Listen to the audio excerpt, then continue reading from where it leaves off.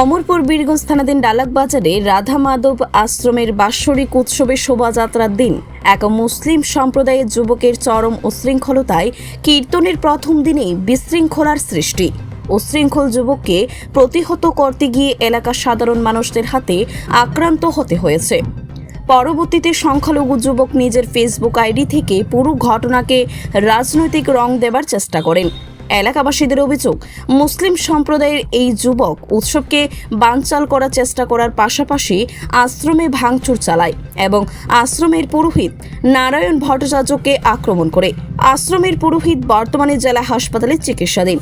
এদিকে মুসলিম সম্প্রদায়ের এই যুবক একাধিক মহিলার উপর আক্রমণ চালানোর চেষ্টা করে।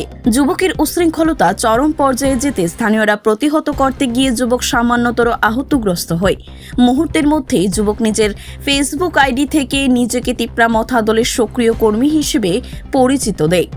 নিজেকে মথা দলের সক্রিয় কর্মী হিসেবে ফেসবুক আইডি থেকে নিজেকে পরিচয় দিতেই ডালাক বাজারে রাধা মাধব আশ্রমের উৎসবের সামনে জড়ো হয় বেশ কয়েকজন তিপ্রা মথা দলের স্থানীয় নেতৃত্ব। এদিকে সংখ্যালঘু ধর্মীয় অংশের একজন যুবক হিন্দু সমাজের অনুষ্ঠানের মধ্যে বিশৃঙ্খলা সৃষ্টি করাতেই স্থানীয় সনাতনীদের মধ্যে ব্যাপক উত্তেজনা সৃষ্টি হয়। ঘটনার পরিপ্রেক্ষিতে ঘটনাস্থলে ছুটে আসেন অমরপুর বীরগঞ্জ থানার এসআই সুবোধ দেববর্মা। স্থানীয়রা পুলিশের বিরুদ্ধে পক্ষপাতিত্বের অভিযোগ তুলে। সংবাদ সূত্রে জানা যায়, আহত মুসলিম যুবক একাধিক সময় তার নিজের ফেসবুক আইডি থেকে প্রায়শই হিন্দুত্ববাদীর বিরুদ্ধে নানান ভাষায় কথা বলেন। শুনে নেওয়া যাক ফেসবুক আইডি থেকে আহত যুবক হিন্দুদের বিরুদ্ধে কিভাবে উস্কানিমূলক মন্তব্য করেন। আর বজরং দল বিশ্ব হিন্দু পরিষদ অন্ধভক্তরা যারা আছে, যারা বিজেপি নাজায়েজ অলাদ সন্তানগুলি আছে না, যেগুলি সারাক্ষণ শুধু মুসলমান হিন্দু মুসলমানে এসে পড়ে রয়েছে। এই যে ব্যক্তিটা আসলো, এটা মুসলমান আসলো না, যে চুরি করছো সেও মুসলমান আসলো না। তোমরা যতক্ষণ ধর্ম নিয়ে পারাবাড়ি করবা, এইভাবে রাজ্যের ভিত্তিতে চোর বদমাস গুন্ডা বাটপার, রাস্তার অবস্থা, রাস্তা কি হারে হইতেছে রাস্তার অবস্থা। একটা ছেলে আইছে আয়াসেরা ওদের সাথে উৎসব করন যেত না, উৎসব বন্ধ করো। কি কারণে হইছে এই কথা? কি কারণে হইছে এই কথা? হ্যাঁ, হয়তো কোনো কিছু কিন্তু হয়েছে আমি কইতে পারি না, ঠিক আছে, কিন্তু দৌড়াদৌড়ি লাগছে সবাই। আমরা আইছি উৎসব করন যেত না। আমরা যে সনাতন ধর্ম এটার নষ্টকরণের লিগে এরা কোনো কিছু ছাল করতেছে, নাইলে এমন আজকে 10-15 বছর ধরে উৎসব হইতেছে, কোনোদিনও এমন হয় না।